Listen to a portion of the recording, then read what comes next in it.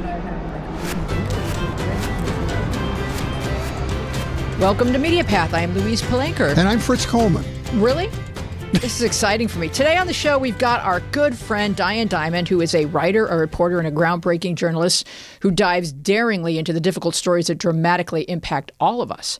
Her latest beat is the world of abusive guardianship, where greed and corruption devour the most vulnerable among us. Her book is called We're Here to Help: When Guardianship Goes Wrong. We will also be welcoming Maurice Godin and Greg Thirloway. They've created a brand new musical experience celebrating the Jewish composers of Christmas songs. It's called, of course, Oi to the World. It's all coming right up. How can you not want to see that? That is the best title ever. But first, Fritz, what have you got for us today? All right, I'm going to talk about a Joan Baez documentary. This is in some selected theaters, also streaming on Apple and Prime. Now, there are several Joan Baez documentaries streaming. This is the latest one called I Am a Noise. Now, you know, I'm a huge fan of music documentaries, but I have to say this is the most beautiful and most profound one I've ever seen. It's the life of the greatest of our folk and activist icons. It uses interviews, home movies, diary entries, audio recordings, and performances. This is a woman being brutally honest with herself and us as she tries to make sense of her history-making life. She had a 60-year performing career that still goes. She still tours.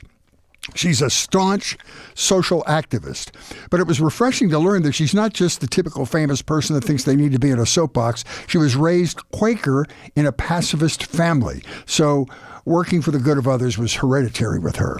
She drills down on her relationship with Bob Dylan, talking about when it was good and why it was destined to fail. Some great recent concert footage shows us that she remains relevant and still packs houses. She's one of three beautiful sisters, and she and one of her other sisters suffer from depression, manic episodes, and long periods of darkness. And as the film progresses, you begin to understand how two siblings could have the same mental challenges. That's all I'm going to tell you. In the end, after some surprising revelations, you will understand that this is a person whose soul is as clear and pure as her sound. It's called Joan Baez, I Am a Noise. And one of the things that I really loved about it was that she's a person who is unafraid of hard work. And she did a lot of hard work to be happy. And so she earned it. And therapy for 20 or 30 years. And she's so honest about herself. It's really quite a revelation. She was willing to go there because she knew she needed to in order to give herself that peace that she so richly deserves. Joan Baez, I Am a Noise. What a great title. Almost as good as Oi to the World. Not quite as good as Oi to the World. Almost. You don't even have to know what that's about. You want to buy tickets. All right, Fritz. Well, you're going to be so excited because I have found another crazy-ass cult doc series on Max. It's called Love Has Won, The Cult of Mother God. The internet age is such a marvel, Fritz. You can now enjoy the convenience of cult membership from the comfort of your own couch. The series opens on body cam footage of police raiding a compound where they discover the decomposing and loosely mummified remains of Amy Carlson. Bless you. Exactly. That was a perfectly timed sneeze, though. I will say that. Amy was tucked in a sleeping bag festooned with Christmas lights. She was a charismatic spiritual leader who had carefully taught her followers to enable her slow death. She called herself Mother God. She attracted a compound full of faithfuls who saw her as the physical manifestation of God. They hung on her every utterance and fueled her divine inspirations with a steady stream of drugs and alcohol. Amy believed she was the 534th incarnation of Mother God, a deity who was destined to lead exactly 144,000 believers out of the superficial reality of our 3D world and into a fifth-dimensional plane of higher existence. She preached that she is God, Jesus, and Mother Nature. Guided on Earth by Robin Williams and a galaxy of fellow deceased celebrities, including but not limited to Michael Jackson, Gene Wilder, and Marilyn Monroe. Mother God taught her flock to live stream 24/7. Having been bestowed by Amy with such celestial titles as Archangel and Father God, they felt duly anointed to preach the gospel of their own divinity and sell candles, crystals, and colloidal silver, a tincture of silver suspended in liquid, which Mother God claimed had healing properties. A thread that runs throughout her flock is backgrounds of abuse and neglect. In fact, 2 followers tell the camera that Amy is the first person who ever offered them words of praise. Carson's descent into her visions of holy grandeur began as she fell through dark internet holes that embraced QAnon and a belief that the Sandy Hook Massacre, 9/11, and the Holocaust were all hoaxes, espousing that Hitler's intention was to serve the light. Celebrating the deity within each of us, except maybe not the Jews, this woman who called herself Mother God abandoned her own children and took up with a father god she met online. He would be the first in a series. Together they began online preaching. In times of chaos, we seek control. Cults offer a reality that meets our fantasies, or maybe in this internet age, our role plays. The rub being cults are, at their essence, an autocracy, and the leader will pull you in through a promise of inclusion and then usurp all control for themselves. Amy created a belief system in which poisons are remedies. Both figuratively and literally, the colloidal silver she hawked and guzzled ultimately turned her blue and killed her. Director Hannah Olsen tells the story through interviews with followers who are still under the thrall of Mother God, along with miles of live-streamed video. Amy Carlson's core message was that, as God, she was able to heal the world by taking on humanity's pain.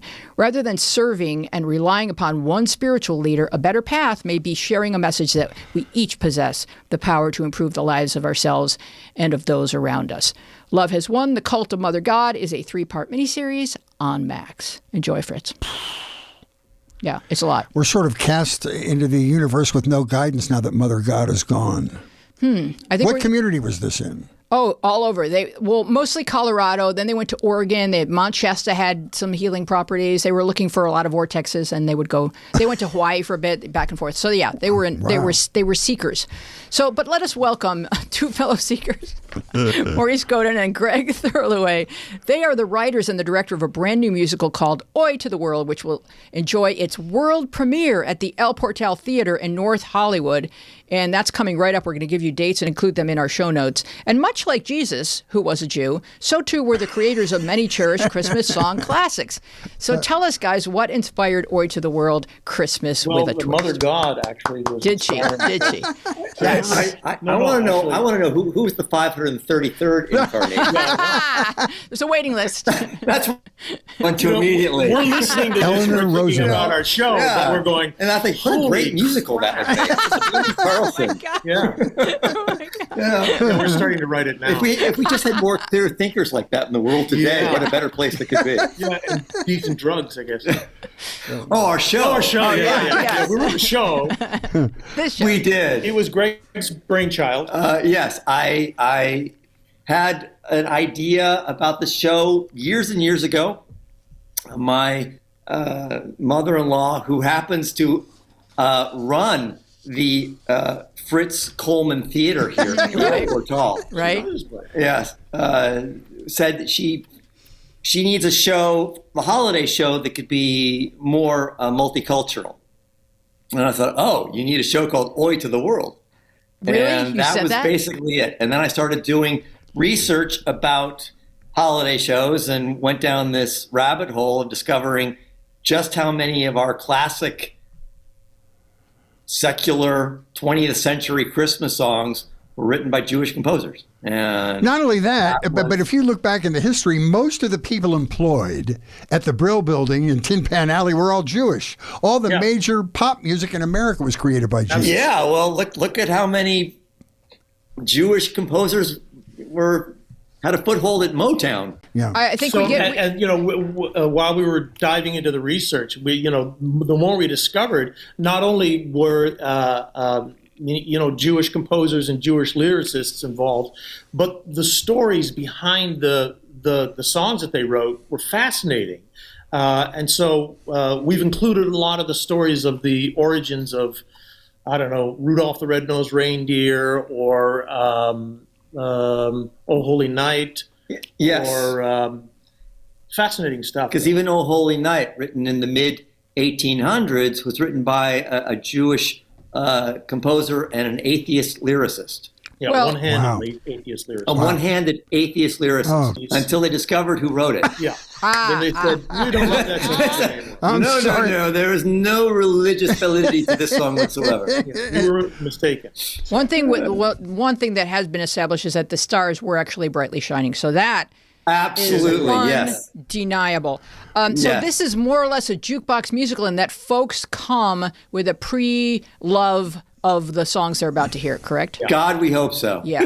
Like Have Yourself a Merry Christmas, I'll Be Home for Christmas, White Christmas, Rudolph the Red-Nosed Reindeer. I wonder if Gene Autry knew a Jewish guy wrote the song. I don't know. Santa but Johnny Baby? Marks, man, he has quite the library of songs that he's wrote. And his brother, Bob May, who's also Jewish, he is the one that wrote the story Rudolph the Red-Nosed Reindeer, Wow.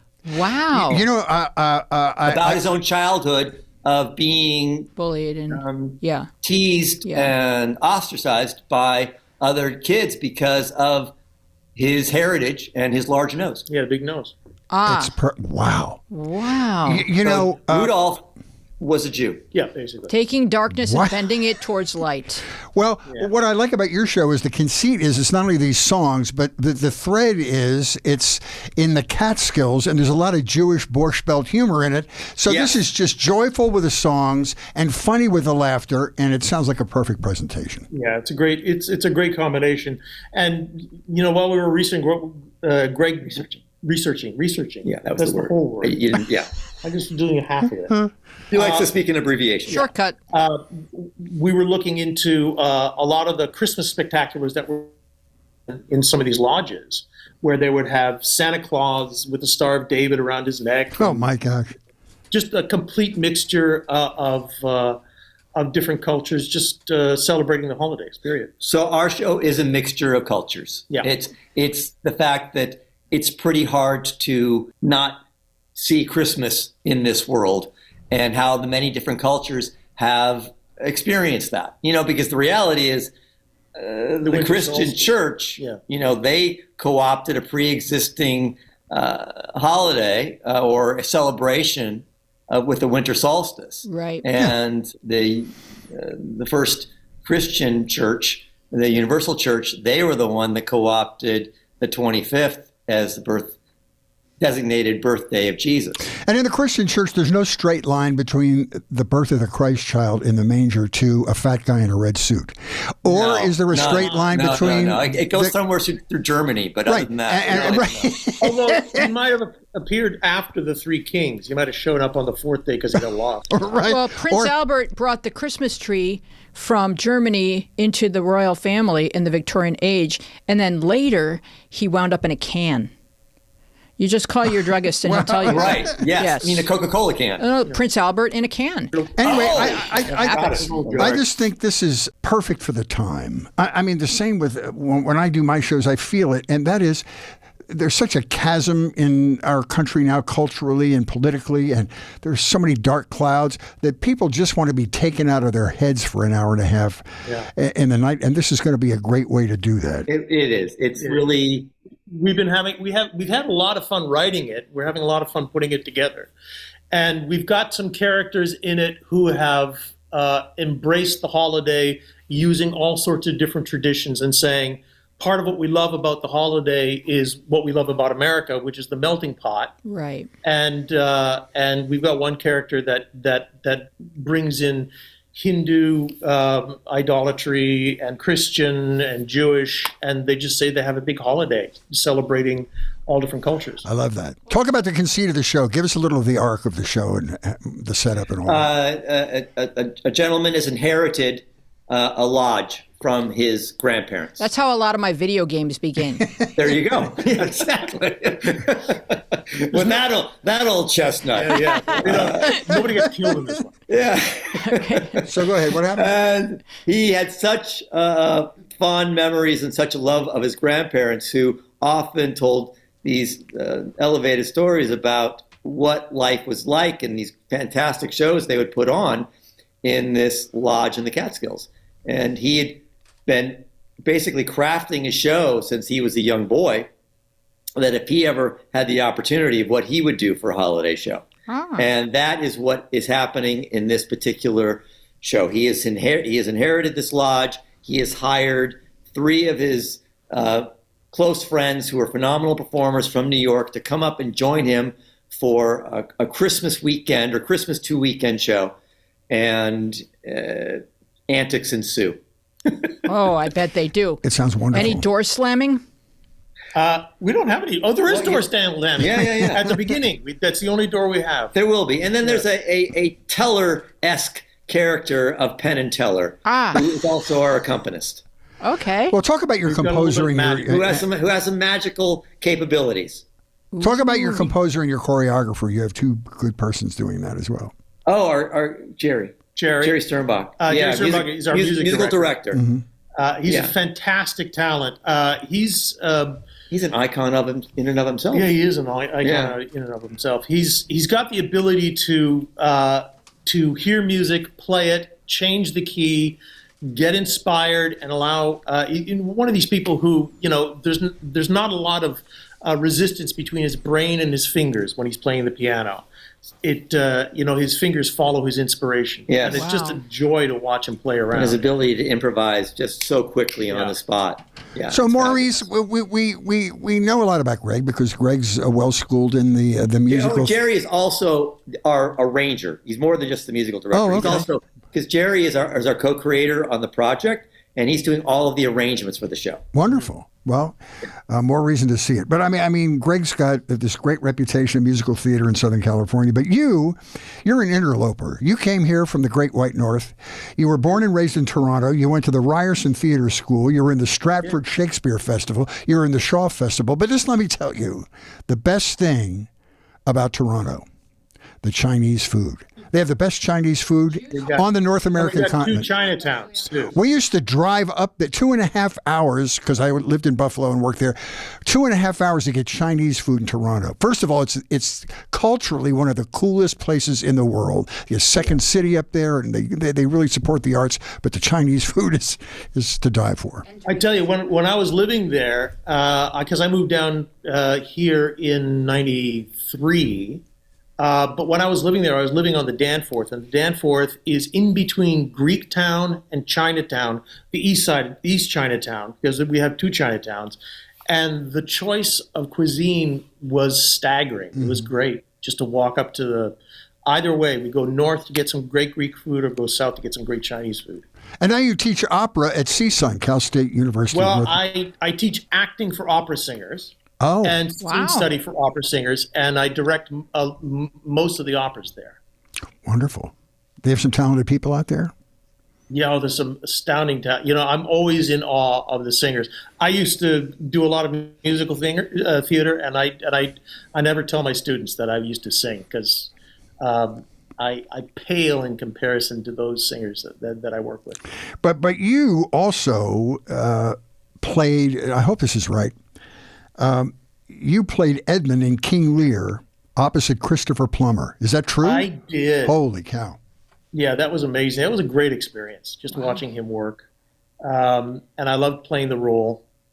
Where was that? Was it in Canada? To go back to Stratford because I hadn't been back to Stratford in, I don't know, there was a 16-year hiatus, and then they asked me to come back and do Edmund, and I said, yeah. If Plummer's doing Lear, I'll do it. Holy cow. Negotiate that with my agent. Greg, this is your 3rd project with Maurice. What were the other 2?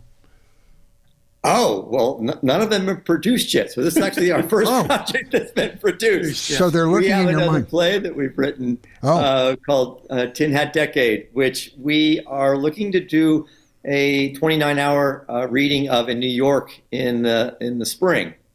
And it's a very timely piece about George Santos-esque? Yeah, it's kind of it's a George Santos-esque woman running for U.S. Senate in a southern state. Now we wrote this long before anybody knew the name George Santos. You are prophetic. You're so prescient. That sounds awesome. Yeah. You better get this thing on the board. Thinking that like we're kind of pushing the boundaries of what could possibly happen here. Oh, no, we're not. Just add this a sweater is a documentary now. Yes. I wanted to mention because I will be remiss if I did not. Jeffrey Polk is our choreographer, and he's phenomenal, and also a Los Angeles institution. Now you guys, Yeah, okay. And then back to me. Please. We wrote, no, okay. get over here. We wrote a very funny sitcom. Yeah, we did. Yeah. We did a whole first We season. wrote a whole season. That never got produced. I know, but just it's funny. wait. The Not our strike's fault. over. All right, you're Really. gonna light the pilot light with this thing, and you'll be off to the Oh, races. that's it. Well, So this is going to run December 14th through the 23rd. Through the 23rd. It combines Broadway performers and LA theater favorites. It's funny, it's joyful, and people have a good sense about it because they're already half sold out. So you need to get in We there. and are. get your We tickets. are literally half sold out. wow. Well, we're going to put all So the get in there. data up on our show notes, you. and we'll sell out the rest of the room. and Fritz give is going to give out about 15 comps to NBC. Oh, So you look for He said it would be Colleen like this. and No, I'm Paul If they show up. and Nope. Kelly. They'll get front row. They're Nope. going to need, and Well- they need a little desk once again in case there's an update. absolutely. The rumor is around the we can have theater. the Sunday morning show happening.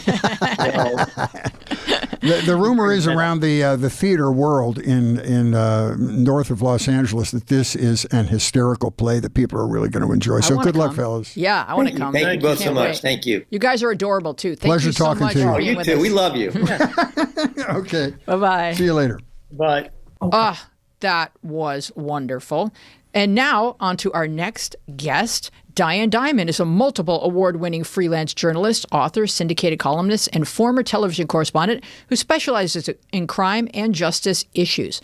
She has worked at National Public Radio, WCBS TV, Hard Copy, The Today Show, MSNBC, CNBC, and Court TV. She has written for Newsweek, Huffington Post, The Daily Beast, The New York Post, Real Clear Investigations, and The Albuquerque Journal. She is the author of Be Careful Who You Love, Inside the Michael Jackson Case, Cirque du Soleil, and Thinking Outside the Crime and Justice Box. Her new book about abusive guardianships is called We're Here to Help, meaning we're here to help ourselves to your life savings. Diane has studied the famous guardianship cases like that of Britney Spears, and also she has thoroughly explored the conscripted victim next door whose court-ordered guardians and conservators are keeping them medicated while pilfering through their possessions and earnings. Here are some numbers you will find on Diane's website to get you started on this topic. 2 million Americans are under court control. $50 billion is confiscated from wards' estates per year. Only 3 states mandate the licensing of guardians. There are 0 federal laws regulating guardianships and conservatorships. So tell us, Diane, what led you to this topic and to your investigation therein? Well, you said all the best things now, Louise. I don't know what there is left. And that's for all me the to time we say, have for today. except how did I get involved? Like most reporters, you get a call from somebody who says, hey, this is what's happening to me and my family. It happened to be an old pal of mine from the Albuquerque, New Mexico area. And I couldn't believe what she was telling me. Her father was in this thing called guardianship, and it was all secret, and I couldn't get into the courtroom, and I couldn't get any court documents, and her siblings were stealing money, and so was the guardian and the conservator, and it just was so confusing. And I couldn't do anything because I couldn't get any corroborating court documents. And it came to pass at very short order. A private investigator I work with called me and said, hey, there's a case in Pennsylvania. And he told me the same kind of story, except it was a woman who was in guardianship, an elderly woman. And I realized, is this like a nationwide thing here? What's going on? What's this secret court called guardianship? So in Pennsylvania, I could get into the court. I thought I could. And I walked in and I was quickly escorted out. But I did get information about the Pennsylvania case, a woman named Betty Wynn Stanley. So I wrote about that. She was declared an incapacitated ward of the court. But when I spoke to this woman, she was delightful and conversive and very intelligent and really pissed off because among the civil rights she was being denied under guardianship, she wasn't allowed to vote. And she was a daughter of the American Revolution member. She wanted to vote. The whole thing's a travesty. And this woman was like a chemistry specialist. She was like a physics chemistry genius, and somebody decided. And that was the most disturbing thing about your book, is that these judges have so much power. They can deem someone incapacitated with no medical testimony from anybody. It's just the judge's decision. And the case in Albuquerque, he was a very respected doctor. So these were Yes, he was a surgeon. these Oh, my successful God. people It was- who lost control of their lives. For those of us of a certain age, this was a scary as hell book. I don't mind telling you that right now. I want to get some definitions. You're like reading the book like, do my kids There really are like two. me? There are two words that pop up a lot in your book, and I want to make sure everybody understands what they are. One is conservatorship, and the other is guardianship. What are those two terms? Same thing. Some states call it conservatorship. Most of them call it guardianship. Conservatorship right there in California, where you guys are, and where Britney Spears was conscripted for almost 14 years. So, you have to realize it's not just old people who are involved in this. A lot of the time, it's brothers and sisters, and they squabble, and they can't figure out what to do with mom or dad who's getting older, maybe some, mental problems or memory problems. And so somebody goes to a lawyer, and guess what the lawyer suggests? Hey, you should take the legal path called guardianship. It's great. You could probably you'll be appointed the guardian yourself. But once you get to court, that's why this is on the front of the book. It's like a double cross. Judges nowadays, they don't appoint family members as guardians because they've been squabbling. They must be dysfunctional.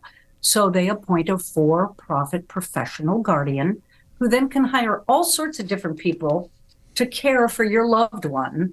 And if you get out of line and ask too many questions, you can be banned from visiting your loved one, sometimes permanently. So if your mom gets to that age where she can't remember to write the check for the electricity or the mortgage, you can just do a power of attorney where you don't really involve the courts at all, where your mom just says, yeah, you can go ahead and you have access to my funds because I trust my daughter to make these payments. And that doesn't get you close to being conscripted, does it? No. And that's a great idea, to do power of attorney to someone you really trust. In fact, get a successor in case something happens to the first person. But more and more, when you go to a lawyer to do that, they'll suggest guardianship because you see that keeps the fees going month after month after month after month. And then talk about how they're all working in cahoots, and so that this industry has attracted ne'er-do-wells and people who, very tragically without a conscience. Yeah, you call it a clique in your book, which is a great way to cabal. describe it. Well, I wanted to call this book The Racket, but my publishers at Brandeis University didn't think that sounded quite right. So, but it is a racket. You're right. And look, all it takes is for a lawyer to go to a judge with a petition of guardianship. It's a piece of paper. And it says this person can't take care of themselves because XYZ. Well, I found after 8 years of investigating these cases, those petitions are frequently full of lies. Or the daughter stole $100,000 from mom, or the old man can't take care of himself. He forgets to take his meds. And it's not true. But the judge sees this presented to him by an officer of the court. And he says, oh, yeah, okay. Oh, and it's an emergency. Okay, conservatorship is in effect now. That person immediately gets their civil rights stripped from them. And all of their assets, their property, their money, their investments is all put into the name of the guardian. So that guardian controls their whole life. There were some scary examples of this. Yeah. And I want to talk more about those as we go along. And then you're going to offer, as you have in your book so beautifully, offer tips on how people can avoid this. But it seems like there's a pattern. Thank you. Oh, yes, we've read the book. Yeah, there's a pattern, you said, that starts these proceedings. And that is, one sibling doesn't want to be responsible for the care of the parent, but doesn't want the other siblings to be in charge either, which is fascinating, isn't it? Oh, siblings. Yeah. And there's one that lives on the other side of the country, and they want the whole inheritance, but they're not doing any of the care of the parent. It's sibling land. It can be crazy time because, as Diane mentions in the book, we revert to our childhood personalities. Where this one bullied me, and therefore I'm going to get my revenge. Anyway, go ahead. Is that pattern hold in most of these cases, Diane?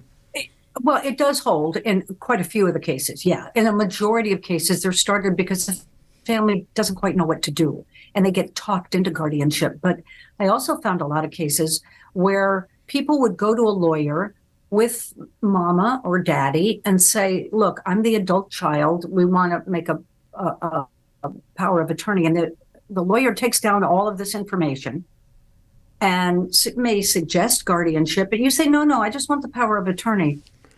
Those attorneys then go to the judge and guardianize your parent anyway, without your knowledge. I found case after case after case of that. Now, you think I'm making this up. No. You see the footnotes, the end notes I've put in the book. Mm-hmm. It's highly researched. It took me many, many years to track it all down. But that's two ways it can start. A guardianship can start when your next door neighbor who gets mad at you and says, hey, I saw Louise falling down, go into the mailbox. Something needs to happen. I was just a little tipsy. Protective Services comes in, and Adult Protective Services can guardianize you, Louise. And you mentioned one of them where she couldn't vote, and that was the beautiful elderly lady that incensed her so much. But there are other things that Britney Spears found out. And Britney Spears, one of the other injustices in this, she didn't understand what her rights were. No lawyer, this team of lawyers she had protecting her rights supposedly, told her that she has ways to push back. Not only could she not vote, if she had a child and she wanted to get pregnant with Sam Asghari or whatever his name was, they could take that child and put it up for adoption, or they could deny her the ability to get pregnant. And women who are under these conservatorships can be sterilized, right? Right. Oh, and have forced abortions. Holy Your cow. guardian has that much power. Man. If you're pregnant, all of a sudden you're pregnant, they can order up an abortion for you. They can order up medication for elderly people that I found in case after case elderly people should not be taking. There's a lot of guardianships that start because someone has a disability, cerebral palsy, for example. Cerebral palsy does not affect your intellect. It affects your mobility. And there's a case here in New York. I live in New York, a kid in Staten Island. There was an accident at birth. His parents won a $1.9 million medical malpractice. And under law, the baby gets a guardian so the parents don't spend all the money. It's that Shirley Temple law, remember? Mm-hmm. So when Michael Ligori is his name, Michael reached the age of 18. He had been doing very, very well in high school. He wanted to go to college. And the guardian said, I'm not paying for college for you. And he said, well, I'm 18. I get my money back. No. The guardian convinced the judge that, well, look at him. Look at Michael. He talks differently and he walks differently. You got to keep this guardianship going. That's awful. And the judge agreed and kept him under guardianship until last winter when he turned 26. Well, let's go over real quickly the Britney Spears particulars, because there are a lot of folks listening to this podcast who just maybe saw her behaving erratically, and then she was guardianized, and then they thought, well, I guess her dad's looking after her because she's always in the headlines. But what really happened, and the other thing about Britney Spears that I find so distressing is that while she was under this guardianship, she kept earning money. It was almost like they forced her to keep working to pay this platoon of lawyers, right? It was really sick. So give us some of the bullet points here. Yeah. Well, look, you see Britney Spears today dancing with knives and cutting herself and dancing on a pole in a thong, and you think, oh boy, what's going on there?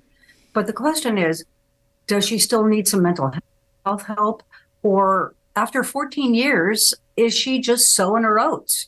She lost 14 years of her life to other people always telling her what to do. It is astounding the amount of money she made on being a judge on television in a talent contest in Las Vegas with her record sales, huge amounts of money. Yet the court said she was incapacitated. Now that doesn't square, does it? No, it doesn't. She's out there working, but she can't take care of her own things. And Yeah, 13 lawyers. She was paying 13 different lawyers. And her conservatorship lawyer made $520,000 a year. Oh my God! For doing what? 10,000 a week. And you're not allowed 10,000 to. a week. And you're not allowed to bring your own lawyer into the proceedings to plead your case. It's really, they really have it locked down to maintain control. Yes, and every single step of the way. Realize a ward of the court loses all their civil rights. They can't hire an attorney to go and fight for them. Now, there are a couple of states that have changed that law just recently. They can't vote. They can't marry. They can't decide where they're going to live or who can come and visit them. They can't drive, use a passport, spend their own money. They can do nothing without a guardian and the part, giving them permission to. Yeah, and the part that really haunted me is they don't have any privacy. They can't lock the door and say, we're done for the night, I'm going to wind down. There's people coming and going that they have no control over. Right. And in many, many cases, multiple caretakers are hired and they watch your every move. And if a family member comes in to visit, they'll sit there and take notes about what's being said and report back to the guardian. And it all goes back to the most any controversy. Yeah. And it all goes back to I think the most hideous aspect of this whole thing is the judge does not have to rely on the professional opinion of a psychiatrist or a psychologist or any mental health professional. He makes it up on his own set of circumstances, which is unbelievable to me. But let's be fair. There are a lot of guardianships that work out just fine. When a trusted family member is appointed, for example, and if it's an emergency guardianship, and lots of them have that emergency at the top, emergency petition for guardianship, then the judge can do whatever they want. They don't need medical, they don't need anything. But if it's just a regular petition, then there's a court visitor that goes to the house and talks to the family and the potential ward. There is a medical person who does a psychological evaluation. There's lots of different things that happen, and the potential ward of the court's estate pays for everything.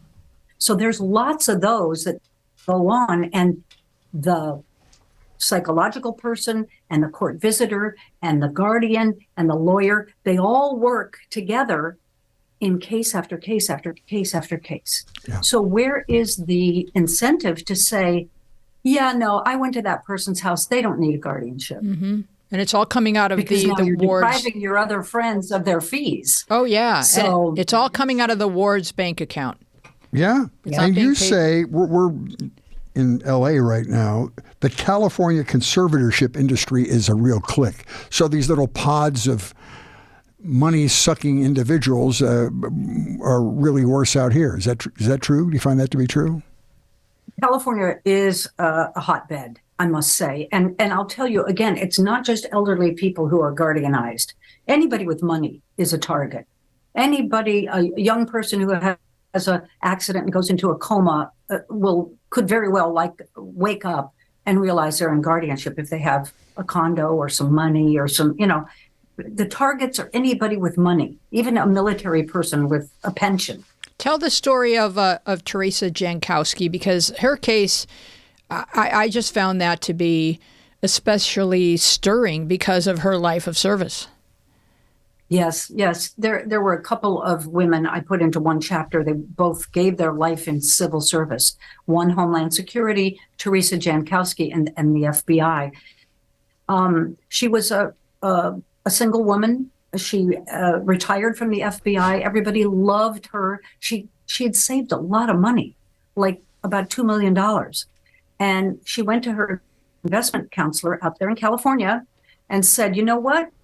I want to leave all of this to that dog rescue group. I just love dogs. And this guy, according to everything I found out from multiple sources, called in his friend, a conservator. a lawyer named Jody Montgomery. Now, Jody Montgomery, incidentally, she gets named as the she comes into the system. I'm trying to make this a short story. Mm-hmm. She comes in and tries to guardianize Teresa Jankowski, but Teresa's got a lot of friends. This fight goes on for almost 2 years.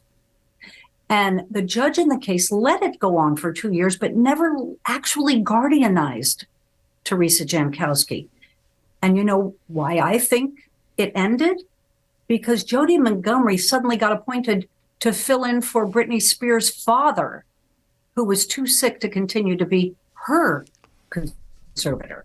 So Jody Montgomery suddenly, after 2 years of fighting to guardianize Teresa Jankowski and her big pile of money, says to the judge, oh, you know what, I'm done. She found a well with more water.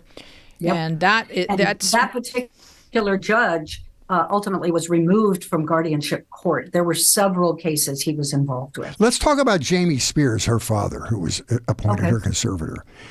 Apparently, there's no due diligence done on who they appoint conservator either, because he's got kind of a dark backstory himself, right?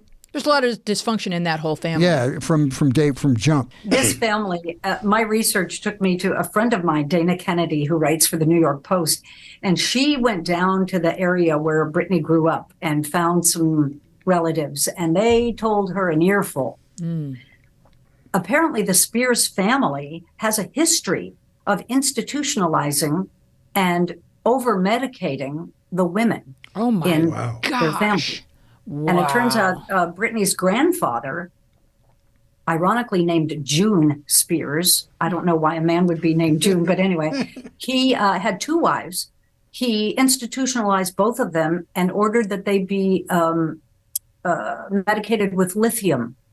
Guess what happened to Britney years later? She was institutionalized and over-medicated with lithium. So I found this pattern in this family. You talk about not wanting to appoint someone from a dysfunctional family. Yeah. Well, that would be Jamie Spears, in my opinion. Right. That's what I mean. And there's no research done as to the background. The judge just says, okay, I'm pointing to this guy because he's standing right here in front of me. And it just seems odd. Yeah, and so many times it's a total stranger who they appoint. And again, they do, as Louise said at the top, most states don't require that they have a license. Your barber, Fritz, the guy who does your hair, has to have more licensing than a guardian who takes over someone's whole life. Yeah, and I think the history of deeming a woman unstable, you talk about the movie Gaslight and the term gaslight that we now use. Do you know that Cary Grant was told that his mother had died when he was still Archie Leach? He was told as a child that his mother had died. And after he grew up, he found out that his mother was in an asylum. She was very much alive. And his father just wanted to marry somebody else. Right. Wow. So this has been going on, I think, throughout history in one way or another as a means of controlling people or of just carving out the world in your own image. You know, how you'd like someone becomes difficult or some issue becomes something you'd like to either run away from or have these people go away. You can just, she's crazy, you know. Yeah. Well, it's back to the women, and I'll tell you, I have a chapter in the book about a phenomenon I found in several states where divorce attorneys were telling their male clients, well, you know, your wife is being pretty uncooperative. I don't know if she's going to let you divorce. I don't know. You know what? We should guardianize her. Oh, my because then she can't hire a lawyer to fight. Oh, my goodness. Wow. Happens in Ohio, Pennsylvania, New York, Florida. Well, Weezy mentioned it in your introduction. I think the hideous thing about this is there are no federal laws governing this, right? Each state has its own separate rules. Right. I'm so glad you brought that up. Yes, every single state is different. Nobody keeps track of how many people are in guardianship. We keep track of missing cars in this country, missing children, but we don't take care to count the people who've been stripped of their civil rights, had all their assets seized, and are living under court control somewhere. We have no idea. And you mentioned in your book that, we very thoroughly keep track of foster children. They don't make any money for anybody. It costs money to raise children, so that's why we know where they are. But the people who could be pilfered from, we don't know. And it's a combination of secrecy and no accountability that you mention in your book, that this is a double whammy of elements that are not great for bringing out the best in folks.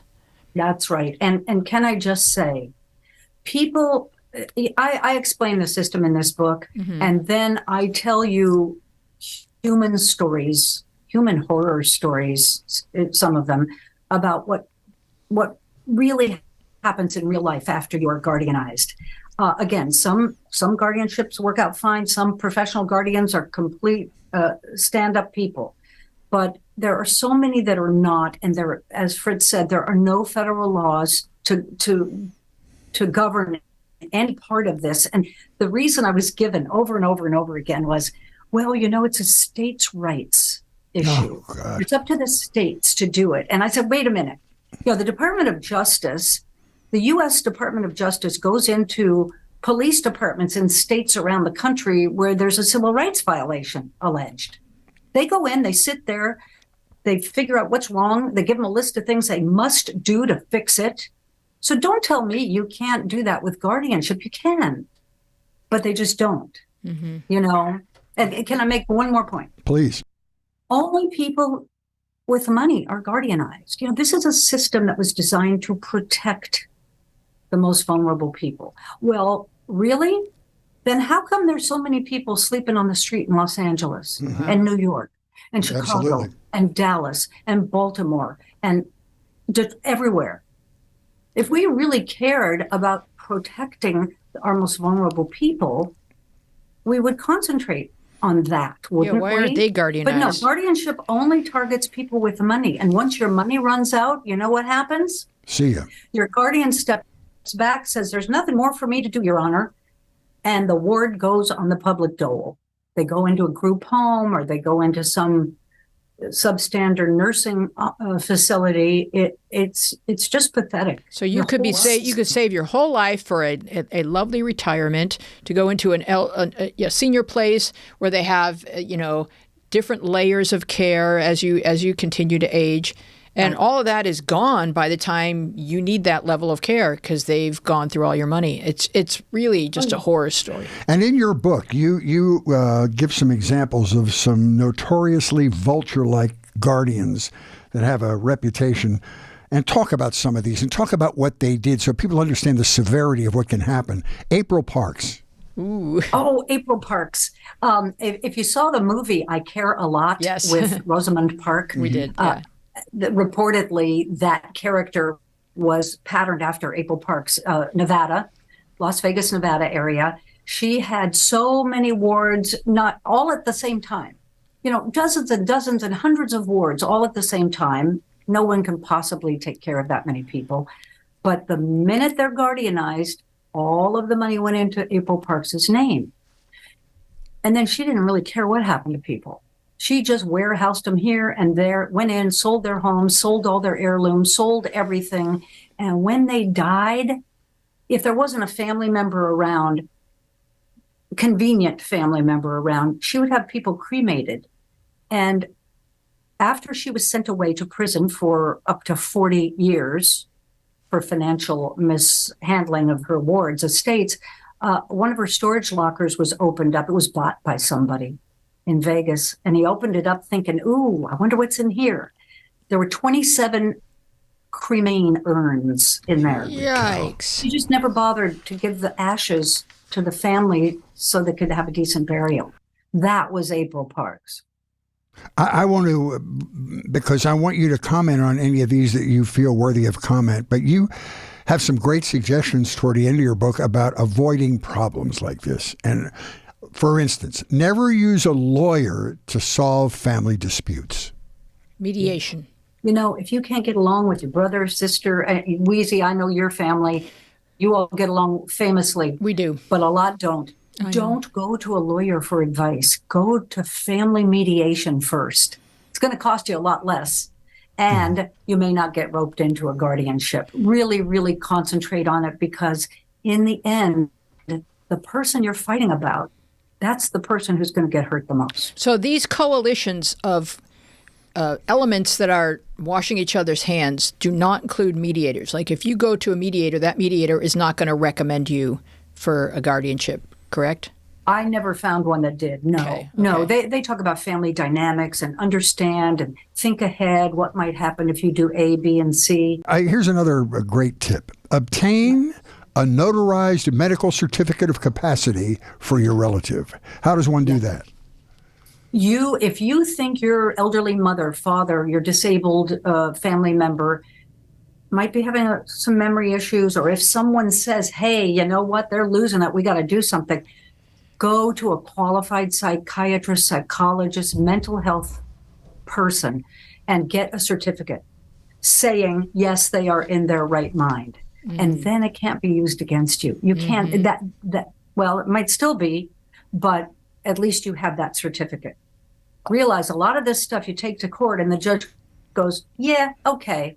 Oh, wait, you have a power of attorney? Yeah, I'm going to ignore it. Oh, wait, you have a last will and testament? Yeah, no, we're going to bust that. Holy I know you left your house to your daughter, but we need to sell it because, you need to go to a nursing home now. So a lot of the documents that you prepare may not protect you in the end, because these guardianship courts, they're actually called equity courts. They don't operate like a criminal court or a civil court. There's no due process guaranteed. There's no trials. There's no guarantee that you can have any witnesses come forward and speak on your behalf. So were you able to ever go into one of these hearings and view and one time? Okay, where was that? In Pennsylvania. Wow. So and then I got escorted out. And you got escorted out. So they don't want anyone. It's just complete secrecy what all is going on. Wow. Often there are gag orders, and so the people involved cannot come out and discuss what happened inside with anybody. I had a case in Santa Fe, New Mexico. There was a gal who came out and told her very best friend what was going on in court. The friend put a little something on Facebook. Oh, yeah. And the woman got fined $25,000. Yeah. God. Wow. Oh, my God. Yeah. Here's another tip. Place your funds in a joint tendency account. What is that? That, say my mother was still alive and my father has passed away. My mother and I have our names on the same account. That way, if something happens and she loses her right to that account, you still have it. And you can buy a boat. So that's important. Now, talk about supported decision-making, elder caring considerations, some of the ideas, because there is hope out there if we just, get enough people aware as the baby boomers are aging that the laws need to be changed and systems need to be put in place that are more protective and less attractive to predators. Well, many states will tell you, we have this law that says that the judge may consider a less restrictive situation. Well, may consider, they don't bother. They don't even think about this thing called, for example, supported decision-making, which is just getting a team around a person to help them decide things. Now, it could be people who work for the state. It could be a neighbor and a niece and a grandson. Just making sure that person has people around them to help them make important decisions. I need to sell my car. How do I do that? Now, I go to buy a car. I ask people, what do you drive? What do you like? What don't you like? What should I avoid? That's me relying on supported decision making.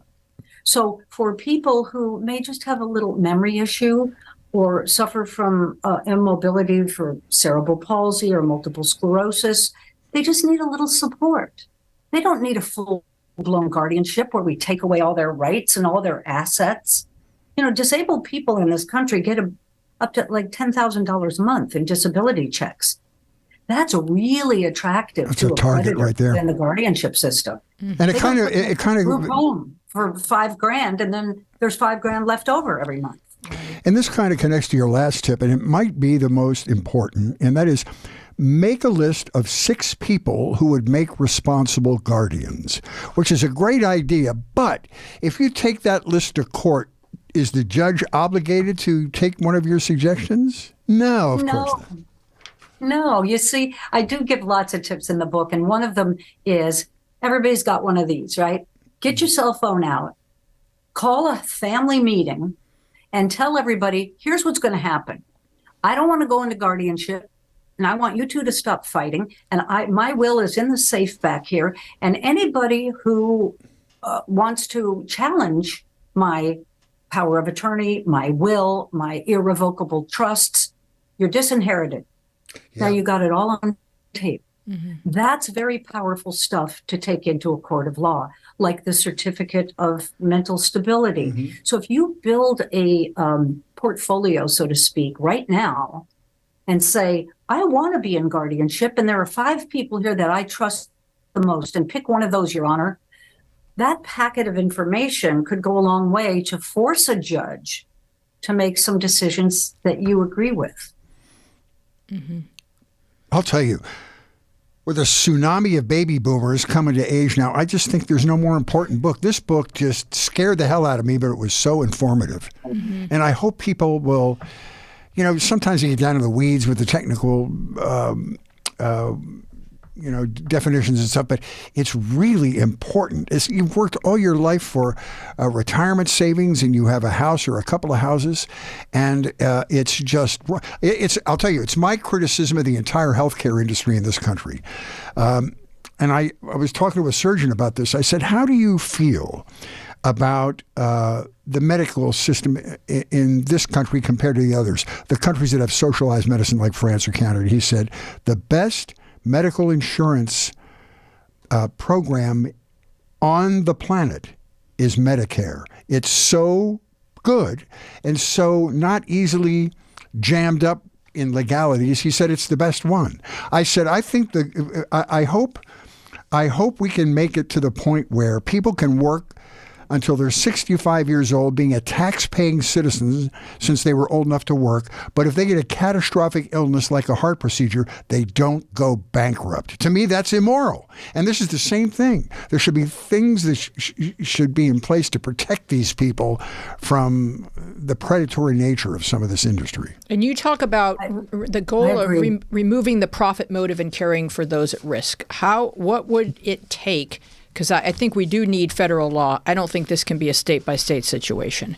Yeah, me too. Because then people just hop a state over to do whatever they're trying to do to mom and dad's, estate. But removing the profit motive would cost money, correct? It just would. But what could we do, or what should we do in the next, let's say, 2 to 5 years to protect the aging boomers? Okay. Excuse my French, but Congress could get off its ass. Yeah. That's what they could do. Yeah. They keep having hearings about guardianship and the horrors, and people come and they tell heart-wrenching stories, and then Congress doesn't do anything. Mm-hmm. They did pass one little law recently, but it hasn't helped at all. What can we do? What can we do? Capping the fees would be a great first start, I think. I found guardians who charge $600 an hour to answer family phone calls and go through mail and pay a bill. Mm-hmm. $600 an hour. And then they hire a caretaker, a 24-hour nurse. They get a landscaper and a driver for you and a chef. And I mean, it's crazy the things that they spent money on. So curbing that to the percentage of money that the person has. If somebody has $20 million, well, then get them a chef. They're probably used to having a chef. But if somebody has $2 million or $200,000, don't spend it frivolously like that. There's no curbs on how this money can be spent, except everyone involved will tell you, well, the judge gave me permission. Yeah. And the judges do give them permission. It's just like, okay, what do you want to do? Yeah, okay. Crazy. Yeah, you have my permission. No more junk fees for older folks. Process going into it. Yeah. So what can we do? We can pass some laws to license them, to make sure they have some sort of certification. If you're going to take over someone's accounts, you should have some financial background, right? Yeah, some fiduciary. Person, yeah, exactly. You should have some elder care experience, Anyway, I could go on and on. I know. You wrote a whole book about it. I know. But when you come back here, and I hope it's sometime soon, because we just love being in this zip code. Your house looks expansive. You can't even see the end That's of whatever just room. the Well, that's our big TV back there, and I put a mock-up of the book back But there. I would love to talk to you doing a hindsight look at your participation in the Michael Jackson trials and stuff, because nobody did more work on it and did more revelatory journalism than you did. And, Wheezy and I were involved in that case, and it would just be really interesting to talk to you about that. Maybe sometime we'll do that. Have you written a book about that? Yes. We could rehash that. Yes, I did write. Oh, I'm sorry, I didn't know Can you that. hold that one up? Have you got that one? I didn't bring that one up. It's called Be Anyway, Careful Who You I'd Love. love to talk to you about that, because to me that was, in my whole career in the news business, that was truly the most fascinating and mysterious time. Well, you want to know the best part of the book? Diane didn't know me when she wrote the book, but in the book, she calls me a pretty blonde. That's very nice. Yeah. I did too know you. I remember going to Premier Radio years ago and meeting you there. Yeah, we and did then I meet. was sitting in the Jackson courtroom, and they called Louise Palanker to the stand. I was What? like, I know Like, her. she's from radio. I know that woman. Yeah, we go back. But Yes. yeah, and I never want to be 2 feet away from Tom Mesereau ever again in my life. He's a frightening. very intimidating human being. yeah. I can't He's wait a to talk to you lawyer. about that. Yeah, He's a good lawyer. Yeah. If I was in trouble, absolutely. no, I wouldn't call him. But No. He has a scary wouldn't take haircut. me as a client Look, either, let's but- be honest. he was a good lawyer. And I'll tell you, the other really good lawyer in that case was a guy named Ron Zonin. Ron Oh, Zonin. he was unbelievable. Yeah. Someone in this room should marry that fellow. I think you did. Yeah, no, Ron was mesmerizing as Mesereau. Yeah, and I never got to see him. And one thing that you don't know about witnesses is that you don't sit there and watch the case until it's not like an open mic where they just call your name and you walk up.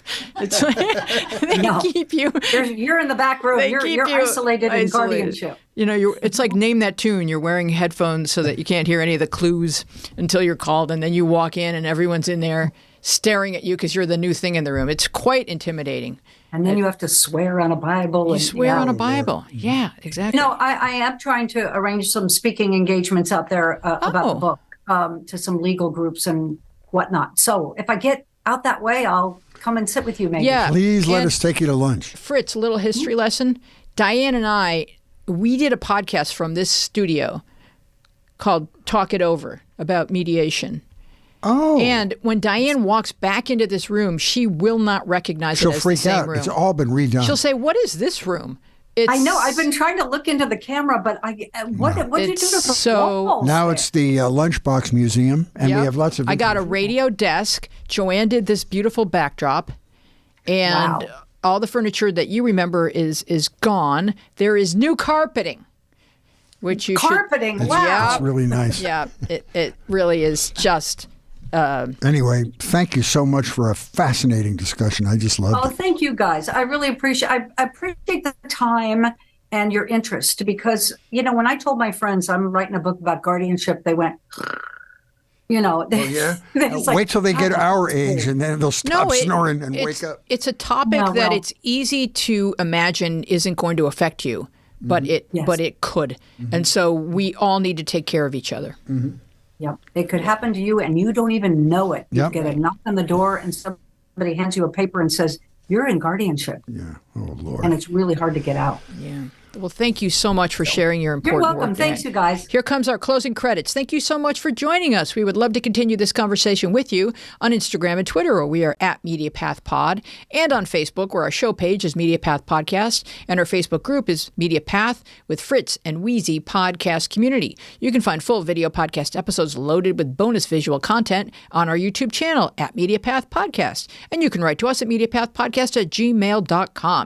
And if you enjoy the show, please give us a nice rating wherever you get your podcasts and talk about us on social media and over Pi over the Christmas holidays with your loved ones, if you would be so kind. You can sign up for our spicy newsletter at MediaPathPodcast.com. Also there, while you're there, you can really browse because you can listen to any and all of our episodes. This is number 159. You could spend the whole Christmas break listening to episodes of this podcast. Oh, boy. And just come out for pie. We're going to find you some relatives. We want to thank our guests, Maurice Godin, Greg Thirloway, and the beautiful Diane Diamond. Our team includes producer Dina Friedman, John Maddox, Bill Filipiak, Thomas Hubble, Mason Brown, Garrett Arch, Chris Baldwin, Jordan Reyes, and you. Our theme music is by me and John Maddox. I'm Louise Planker, here with Fritz Coleman and Diane Diamond. Be well and wise, and we will see you along the media path. All right, we're going to take our picture next to your face, Diane, on our monitors.